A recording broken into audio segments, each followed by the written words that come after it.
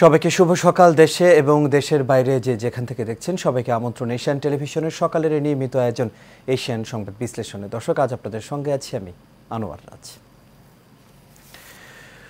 দর্শক, প্রতিদিনের মতো আজ আমার হাতে বেশ কিছু সংবাদপত্র আছে, সেখান থেকে উল্লেখযোগ্য শিরোনাম আপনাদের জানিয়ে দেওয়ার চেষ্টা করব এবং আমাদের সাথে একজন অতিথি আজকে খুব সম্ভবত যুক্ত হবেন যুক্তরাজ্য থেকে, আতিক চৌধুরী, চেয়ারম্যান, সাপ্তাহিক জনমত, লন্ডন। শুরুতে আমার হাতে যে পত্রিকাগুলো আছে দর্শক, সেখান থেকে উল্লেখযোগ্য শিরোনামগুলো আপনাদের জানিয়ে দেওয়ার চেষ্টা করছি। আমার হাতে প্রথমে যে পত্রিকাটি আছে সেটি হলো দৈনিক দেশ রূপান্তর। দৈনিক দেশ রূপান্তরের যে উল্লেখযোগ্য শিরোনাম আমি দেখতে পাচ্ছি, সেখানে হাওরের পানিতে কাগজে উন্নয়ন, ২৮,০০০ কোটির মহাপরিকল্পনা, ধর্মঘটের সঙ্গে বাংলা ব্লকেট, কোটা আন্দোলন, ছাত্রলীগের দুই রূপ, আরও বেশ কিছু শিরোনাম। অর্থনীতিতে গুরুত্ব, ভারসাম্যে চোখ, শিশুদের প্রধানমন্ত্রী চাঁদে যাওয়ার প্রস্তুতি নাও, যাদের নিয়ে যুক্তরাজ্য পুনরাবিষ্কারে স্টারমার, যোদ্ধা চিকিৎসক থেকে এখন ইরানের প্রেসিডেন্ট। এই পাশে আমি দেখতে পাচ্ছি যে দুই বিচারপতির পরিদর্শন, কন্ডেম সেল নিষ্ঠুর অমানবিক। নিচের দিকে দেশ রূপান্তরের আর শিরোনাম নেই। এরপরে আমার হাতে যে পত্রিকাটি আছে সেটি হলো দৈনিক কালের কণ্ঠ। দৈনিক কালের কণ্ঠের উল্লেখযোগ্য যে শিরোনাম আমি দেখতে পাচ্ছি, শুরুতেই দেখা যাচ্ছে যে কোটা আন্দোলনের, আপনারা জানেন যে গতকাল থেকে কিন্তু ঢাকা বিশ্ববিদ্যালয় সহ বেশ কিছু এলাকায় কিন্তু এই ধরনের আন্দোলন দেখা গেছে এবং সেই ছবিটি উঠে এসছে। এত কোটা নেই কোনো দেশে, সরকারি চাকরিতে কোটা, অভিমত কোটা থাকবে তবে যৌক্তিক করতে হবে, এই বিষয়গুলো উঠে এসছে। এছাড়াও কোটা আন্দোলনে বাংলা ব্লকেট কর্মসূচি আজ। আমি আরেকটু যদি বলি, কালের কণ্ঠের যেই শিরোনাম, বিশ্ববিদ্যালয়ে শিক্ষকদের আজ থেকে আবার কর্মবিরতি, সর্বজনীন পেনশন যে বিষয়টি আপনারা জানেন, সেটি নিয়ে কিন্তু শিক্ষকরা কর্মবিরতি এখনও পালন করছেন। নিচের দিকে ডিজিটাল ব্যবস্থাপনায় জোর দিচ্ছে রাজুক, শিক্ষিত তরুণদের 40% কর্মহীন, কমিটিতে বিতর্কিতরা, নেপথ্যে অর্থ লেনদেন, ঢাকা মহানগর আওয়ামী লীগ, 15 জেলায় 20 লাখ মানুষ ক্ষতিগ্রস্ত, বন্যা পরিস্থিতির খবর, ইরানের সংস্কারপন্থী পেজেশকিয়ান নতুন প্রেসিডেন্ট। এরপর আমার হাতে আছে দৈনিক জনকণ্ঠ। দৈনিক জনকণ্ঠের উল্লেখযোগ্য শিরোনাম, বাড়বে বন্ধুত্বের পরিসর, প্রধানমন্ত্রীর আসন্ন চীন, স্পেন ও ব্রাজিল সফর, প্রথম নারী অর্থমন্ত্রী পেল ব্রিটেন, মন্ত্রিসভা গঠনে চমক, তোমরা স্মার্ট হলে বাংলাদেশও স্মার্ট হয়ে যাবে, টুঙ্গিপাড়ায় শিক্ষার্থীদের উদ্দেশ্যে প্রধানমন্ত্রী। দর্শক, আমরা শুরুতেই বলছিলাম যে আমাদের সঙ্গে একজন অতিথি যুক্ত হবেন সুদূর যুক্তরাজ্য থেকে। তিনি এই মুহূর্তে খুব সম্ভবত আমাদের সঙ্গে যুক্ত হচ্ছেন আতিক চৌধুরী, চেয়ারম্যান, সাপ্তাহিক জনমত, লন্ডন। আতিক চৌধুরী, আশা করি আপনি আমাকে শুনতে পাচ্ছেন। জি, আমি ক্লিয়ারলি শুনতে পাচ্ছি।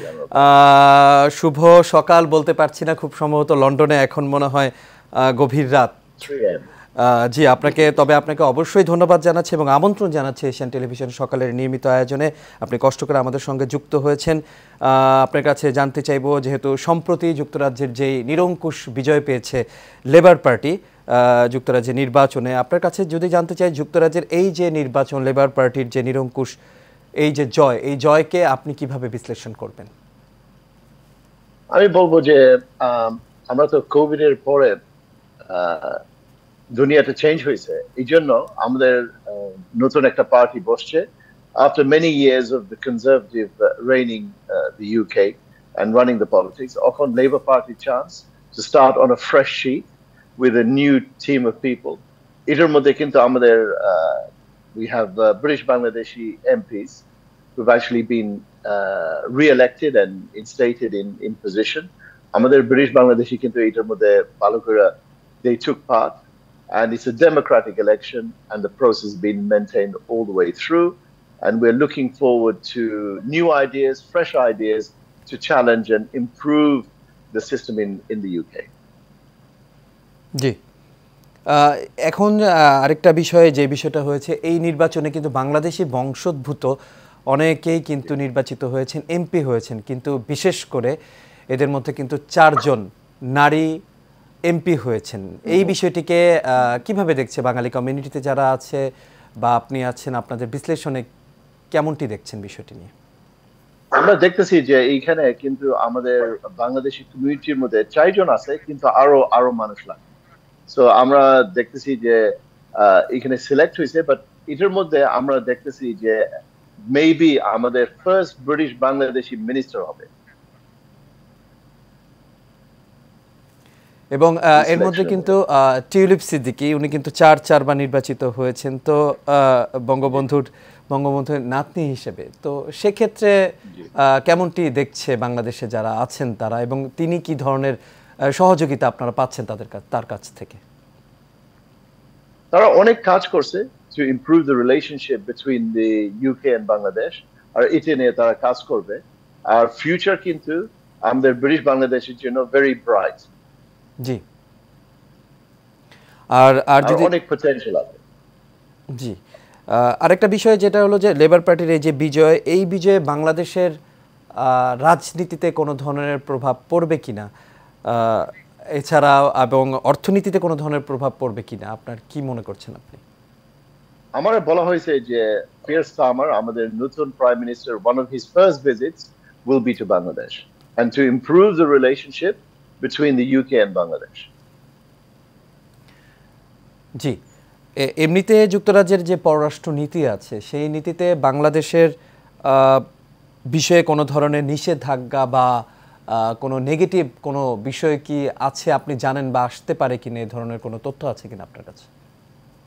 উনি একটা mistake বানাইছিল when he mentioned that অনেক মানুষ যে ইউকে আসছে থ্রু দ্য বোট, এটা বাংলাদেশি ডিসেন্ট, কিন্তু এটা একটা মিস্টেক হয়েছিল। এটার জন্য একটু নেগেটিভ নিউজ আসছে, and I'm sure there was a lot of people in the British Bangladeshi community who were very upset. But এরকম জিনিস হয় in politics, কিন্তু এটার রিঅ্যামেন্ড করার জন্য it will be a potential for the UK to improve its relationship with Bangladesh. জি, এবং আমি যদি একটু ভিন্ন প্রশ্ন করি, সেটা হলো যে বাংলাদেশের রাজনীতি, আমি জানি না আপনি বাংলাদেশের কোনো নির্বাচনে বাংলাদেশে ছিলেন কিনা, বাংলাদেশের নির্বাচন এবং যুক্তরাজ্যের যে নির্বাচন এবং নির্বাচনকে ঘিরে নির্বাচনী যে পরিবেশটা, সেটার মধ্যে কি ধরনের পার্থক্য থাকে একটু যদি জানাতেন আমাদের। আমাদের কম্পারিজন করতে গেলে এটা হলো two different paradigms. আপনার what you have to remember, Britain has been set up hundreds of years. G, Bangladesh has been only set up for 50 plus years. So to compare the both it would not be fair. But I would say that Bangladesh is heading towards a better way of economy and politics, and I'm sure there will be a lot of lessons to be learned. জি, এবং বাংলাদেশের যিনি এখন বর্তমানে প্রধানমন্ত্রী, আপনি জানেন যে শেখ হাসিনা, বঙ্গবন্ধু কন্যা, তো তাকে ঘিরে আপনাদের বাঙালি কমিউনিটিতে অথবা এখন আপনাদের লন্ডনে যারা আছেন, তারা এই বিষয়টিকে কিভাবে দেখেন এবং তারা তার বিষয়ে কি বলেন? আমাদের অপিনিয়ন কমিউনিটি হিসাবে যে Bangladesh and the UK have had a very strong relationship since the inception of Bangladesh, because আমরা তো British Bangladeshi support করছি for the independence of Bangladesh, and our forefathers supported the independence of Bangladesh. So always the relationship between Bangladesh and the UK has been very, very strong, and the support for Sheikh Mujib and Sheikh Hasina has been very strong. So we look at it in a very positive way, and we're looking at doing a lot of business together, improve our relationships together, and currently আমাদের অনেক British Bangladeshi কিন্তু Bangladesh visit করে. It's one of their favorite places to go to. জি, জি, আতিক চৌধুরী, আপনাকে অসংখ্য ধন্যবাদ। আপনি এত কষ্ট করে আমাদের সঙ্গে, এখন লন্ডনে যেহেতু একেবারেই রাত, আপনি ঘুম ভেঙে আসলে আমাদের সঙ্গে যুক্ত হয়েছেন, আপনাকে অসংখ্য ধন্যবাদ আমাদের সঙ্গে যুক্ত হওয়ার জন্য। পরবর্তীতে কোনো এক সময় আবারও কথা হবে। এর আগেও কিন্তু আমি খুব সম্ভবত আমরা স্পোর্টসের একটা প্রোগ্রামে আপনার সাথে আমার কথা হয়েছিল, তখন আপনি এসেছিলেন। আপনাকে অসংখ্য ধন্যবাদ, আবারও আপনার সাথে কথা হলো। দর্শক, আমাদের সঙ্গে শুধু লন্ডন থেকে যুক্ত হয়েছিলেন আতিক চৌধুরী, চেয়ারম্যান সাপ্তাহিক জনমত, তার সাথে লেবার পার্টির যে নিরঙ্কুশ বিজয় এবং ইতিহাস গড়া যে নির্বাচন যুক্তরাজ্যে, সেই বিষয়টি নিয়ে আমরা কথা বলছিলাম। দর্শক, আমরা বেশ কিছু শিরোনাম আপনাদের জানিয়ে দিয়েছিলাম, আমার হাতে আরও বেশ কিছু পত্রপত্রিকা আছে সেখান থেকে উল্লেখযোগ্য শিরোনাম আপনাদের জানিয়ে দেওয়ার চেষ্টা করব। দর্শক, এই মুহূর্তে আমার হাতে আছে দৈনিক যুগান্তর। দৈনিক যুগান্তরের উল্লেখযোগ্য যেই শিরোনাম, 100 কোটি টাকা কামিয়ে চাকরিতে ইস্তফা জাতীয় রাজস্ব বোর্ডের কর্মচারী মাহমুদুলের কাণ্ড। সারা দেশে কোটা বাতিলের আন্দোলন। চাকরিতে কোটা বাতিলের দাবিতে শনিবার রাজধানীর শাহবাগ মোড়ে কাফনের কাপড় পরে শিক্ষার্থীদের বিক্ষোভ। এই ছবিটি এসছে, আপনাদের যদি আমি দেখাতে পারতাম তাহলে অবশ্যই আরও ভালো হতো, কিন্তু দুঃখিত এখন দেখাতে পারছি না। শিক্ষক শিক্ষার্থীদের আন্দোলনে সমর্থন রয়েছে বিএনপির। মির্জা ফখরুল। অবরোধ বিক্ষোভে উত্তাল আজ বাংলা ব্লকেট। প্রধানমন্ত্রীর চীন সফর, প্রাধান্য পাবে ঋণ সহায়তা, বিদ্যুৎ ও জ্বালানি চুক্তি। এরপর আমার হাতে আছে মতিউরের 115 ব্যাংক হিসাব, 12 কোটি টাকা তলবের আগে 8 কোটি উত্তোলন। এছাড়াও আরেকটি ছবি দেখা যাচ্ছে, রূপগঞ্জে পুলিশের সাবেক আইজি বেনজির আহমেদের ডুপ্লেক্স যে বাড়িটি, এটি শনিবার জব্দ করেছে নারায়ণগঞ্জ জেলা প্রশাসন। ভারত রাজনৈতিক বন্ধু চীন উন্নয়নের, ওবায়দুল কাদের। শাহজালাল আন্তর্জাতিক বিমানবন্দর অর্থ সংকটে পড়েছে থার্ড টার্মিনাল। কুড়িগ্রামে বন্যার আরও অবনতি। মিরপুরে কমার্স কলেজ ছাত্রকে কুপিয়ে হত্যা। এরপর আমার হাতে আছে দৈনিক ইত্তেফাক। দৈনিক ইত্তেফাকের উল্লেখযোগ্য শিরোনাম, আমরা একদিন চাঁদে যাব, সেজন্য এখন থেকেই তোমাদের প্রস্তুতি নিতে হবে শিশুদের প্রতি প্রধানমন্ত্রী। আপনারা জানেন যে গোপালগঞ্জে প্রধানমন্ত্রী গতকাল কিন্তু এই কথা বলেছেন। গিমাডাঙ্গা টুঙ্গিপাড়া মডেল সরকারি প্রাথমিক বিদ্যালয় বঙ্গবন্ধু কন্যার উদ্বোধনকালে শিক্ষার্থীদের উদ্দেশ্যে তিনি এই কথা বলেন। জ্বালানি সংকটে বিপর্যস্ত দেশের বস্ত্র খাত, বিটিএম এর সংবাদ সম্মেলন। এছাড়াও গ্যাসের সংকটে শিল্প উৎপাদনে ধস, বেড়েছে লোডশেডিং। এমপি আজিম হত্যাকাণ্ড, ঝিনাইদহ আওয়ামী লীগে বিভক্তি, পাল্টা কর্মসূচি। অবৈধ অভিবাসীদের রুয়ান্ডা পাঠানোর পরিকল্পনা বাতিল, নতুন ব্রিটিশ প্রধানমন্ত্রীর ঘোষণা। রূপগঞ্জে বেনজিরের দৃষ্টিনন্দন ডুপ্লেক্স বাড়ি সিলগালা। কোটা বাতিলের দাবিতে আজ বাংলা ব্লকেট কর্মসূচি। সড়ক, মহাসড়ক ও ঢাকার গুরুত্বপূর্ণ সব পয়েন্টে অবরোধ করবে শিক্ষার্থীরা। দাবি না মানলে সারা দেশে হরতালের হুঁশিয়ারি দিয়েছে। এরপর আমার হাতে আছে বাংলাদেশ প্রতিদিন। বাংলাদেশ প্রতিদিনের উল্লেখযোগ্য শিরোনাম, মাদক কারবারিদের সদর দপ্তর, ভয়ঙ্কর চনপাড়া বস্তি, হেরোইন, ইয়াবা, ফেন্সিডিল, গাঁজা মদের 250টি স্পট, অবৈধ অস্ত্রের মহড়া নিত্যদিন। এছাড়া ভাড়াটে কিলারদের বছরে বহু হতাহত। ছিচকে চোর থেকে মাদক ডন শমশের 2 বছরে 100 কোটি টাকা। সোনারগাঁয়ের অলি গলিতে মাদকের ছড়াছড়ি। চীন সফর হবে বহুমাত্রিক, বলা হতে পারে 16টি চুক্তি সমঝোতা। প্রধানমন্ত্রী যাচ্ছেন কাল, বৈঠক হবে প্রেসিডেন্ট শি জিনপিং ও প্রধানমন্ত্রী লি কিয়াংয়ের সঙ্গে। ইরানের নতুন president Masoud Pezeshkian. Bangla blockade কর্মসূচিতে কোটা বিরোধীরা ক্লাস পরীক্ষা বর্জন, সড়ক মহাসড়ক অবরোধ, পুলিশের বাধা। এছাড়া নিচের দিকে, যুক্তরাজ্যে নতুন মন্ত্রিসভা, নারীদের জয় জয়কার। নারায়ণগঞ্জে জব্দ বেনজিরের বাগানবাড়ি, সমঝোতার অপেক্ষায় শিক্ষকরা। বিশ্ববিদ্যালয়ে আজও বন্ধ ক্লাস পরীক্ষা। সর্বজনীন পেনশন স্কিম বাতিল সহ 3 দফা দাবি মেনে নেওয়ার বিষয়ে একটি সমঝোতার অপেক্ষা আছেন আন্দোলনরত বিশ্ববিদ্যালয়ের শিক্ষার্থীরা।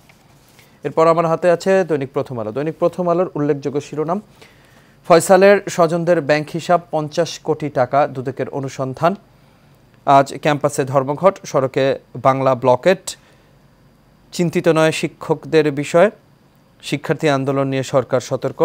প্রধানমন্ত্রী আগামীকাল চীন যাচ্ছেন, বেইজিংয়ে 700 নয় 500 কোটি ডলার ঋণ দিতে আগ্রহী।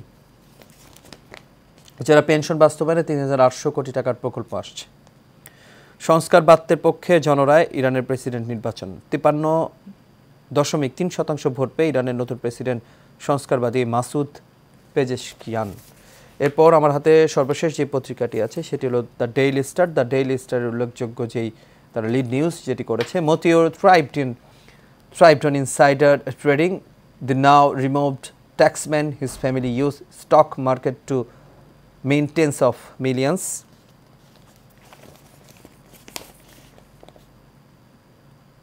Iran reformist wins presidency. Students go for Bangla blockade. 3 out of 5 still going straight to major hospitals. দর্শক, এই ছিল আমার হাতে থাকা যেই পত্রিকাগুলো, সেখান থেকে উল্লেখযোগ্য শিরোনাম আপনাদের জানিয়ে দেওয়ার চেষ্টা করলাম। এবং শুরুতেই যে বিষয়টি নিয়ে কথা বলতে চাই এবং আজকের পত্রপত্রিকায় ফলাভাবে এসছে সেটি হলো যে কোটা আন্দোলনের যে বিষয়টি। আপনারা জানেন যে চাকরিতে কোটা বাতিলের দাবিতে গতকাল থেকে কিন্তু মোটামুটি রাজধানী শাহবাগ মোড়ে আন্দোলন শুরু হয়েছে। আমরা বিভিন্ন পত্রপত্রিকায় যে ছবিগুলো দেখেছি, কোটা আন্দোলনের শিক্ষার্থীরা তাদের হাতে প্ল্যাকার্ড, কেউ কাফনের কাপড় পরেছে, কেউ জাতীয় পতাকা হাতে নিয়ে এই আন্দোলনে যুক্ত হয়েছেন এবং তারা এই কোটা আন্দোলনের যেই আন্দোলনটি করছেন আজকে তারা অবরোধ বিক্ষোভ তো থাকছে, সেই সাথে তারা বাংলা ব্লকেটের যে বিষয়টি সেটি বলেছে এবং ঢাকার 3টি পয়েন্ট এবং জেলায় জেলায় মহাসড়ক অবরোধ করবেন শিক্ষার্থীরা। এছাড়াও তাদের কর্মসূচিতে শিক্ষক অভিভাবকদেরও আন্দোলনে সামিল হওয়ার আহ্বান তারা জানিয়েছেন এবং প্রয়োজনে তারা বলেছেন হরতালের ডাক দেবেন তারা প্রয়োজনে। এবং এর পাশাপাশি আমি আরেকটা পত্রপত্রিকায় যেই শিরোনামটি এসছে, আপনারা জানেন যে পাশাপাশি কিন্তু শিক্ষকরাও কিন্তু বিশ্ববিদ্যালয়ের যে শিক্ষকরা আছে তারা কিন্তু আন্দোলন করছেন। তাদের যে পেনশন স্কিম সেটি বাতিলের দাবিতেও কিন্তু তারা আন্দোলন করছেন এবং তারা 3 দফা দাবি বাস্তবায়নের দাবিতে আন্দোলন করছেন। যদি 3 দফা মানা না হয় তারা আন্দোলন চালিয়ে যাবার ঘোষণাও রেখেছেন। এবং পাশাপাশি বন্যায় 15 জেলায় 20 লাখ মানুষ ক্ষতিগ্রস্ত। আপনারা জানেন যে দেশে বেশ কিছুদিন ধরেই কিন্তু উত্তরা বিভিন্ন জায়গার যেই নদ নদীর যে পানি আছে সেখান থেকে কিন্তু পানির যে বিপদসীমা অতিক্রম করেছে এবং বিভিন্ন জায়গায় আমরা দেখতে পেয়েছি যে বন্যায় ক্ষতিগ্রস্ত হয়েছেন এবং সেটিকে 20 লাখ মানুষ ক্ষতিগ্রস্ত হয়েছেন বলেছেন এবং পর্যাপ্ত যে খাদ্য সামগ্রী সেটি কিন্তু দেয়া হচ্ছে, বিভিন্ন জায়গায় ত্রাণ দেওয়া হচ্ছে। এবং প্রতিমন্ত্রী মোহাম্মদ মহিবুর রহমান তিনি জানিয়েছেন যে উজান থেকে নেমে আসা পাহাড়ি ঢল এবং দেশের মধ্যে ভারী বৃষ্টিপাতের কারণে চলমান এই বন্যায় কিন্তু 15টি জেলায় কিন্তু এই ক্ষয়ক্ষতি হয়েছে এবং ক্ষয়ক্ষতির জন্য কিন্তু সরকার থেকে কিন্তু তারা বলছেন সব ধরনের সহযোগিতা করার চেষ্টা করা হচ্ছে। এবং গতকাল প্রধানমন্ত্রী শেখ হাসিনা টুঙ্গিপাড়ার যে গিমাডাঙ্গা টুঙ্গিপাড়া মডেল সরকারি প্রাথমিক বিদ্যালয়ের ছাত্রছাত্রীদের মাঝে শিক্ষা উপকরণ বিতরণ করেছেন এবং সেই উপকরণ বিতরণে তিনি বলেছেন তোমরা স্মার্ট হলে বাংলাদেশও স্মার্ট হয়ে যাবে এবং তিনি জানিয়েছেন চাঁদে যাওয়ার কথাও তিনি বলেছেন প্রধানমন্ত্রীর এই সফরে।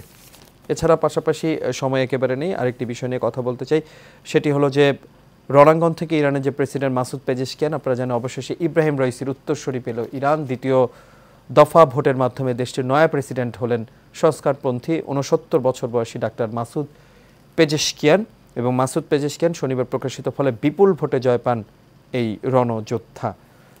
এবং পাশাপাশি আরেকটি যে খবর সেটি হলো রূপগঞ্জে বেনজিরের সেই ডুপ্লেক্স বাড়ি প্রশাসনের নিয়ন্ত্রণে। আপনারা জানেন যে বেশ কিছুদিনের জন্যই কিন্তু বেশ কিছুদিন ধরে কিন্তু বেনজিরের যেই দুর্নীতির যে খবরটি সেটি কিন্তু এসছে এবং পুলিশের সাবেক এই আইজি বেনজির আহমেদের রূপগঞ্জের আনন্দ হাউজিংয়ে থাকা প্রায় 24 কাঠার ডুপ্লেক্স বাড়িটির নিয়ন্ত্রণে নিয়েছে নারায়ণগঞ্জ জেলা প্রশাসন এবং যেটির মূল্য প্রায় 20 কোটি টাকা। দর্শক, সময় একেবারে নেই, আজকে উল্লেখযোগ্য শিরোনাম এবং বিশ্লেষণ করার চেষ্টা করলাম, আপনাদের জানিয়ে দেওয়ার চেষ্টা করলাম উল্লেখযোগ্য শিরোনামগুলো। দর্শক, আমি আনোয়ার রাজ আজ বিদায় নিচ্ছি। আগামীকাল একই সময় আবারও দেখা হবে। সে পর্যন্ত সবাই ভালো থাকুন, সুস্থ থাকুন এবং নিরাপদে থাকুন।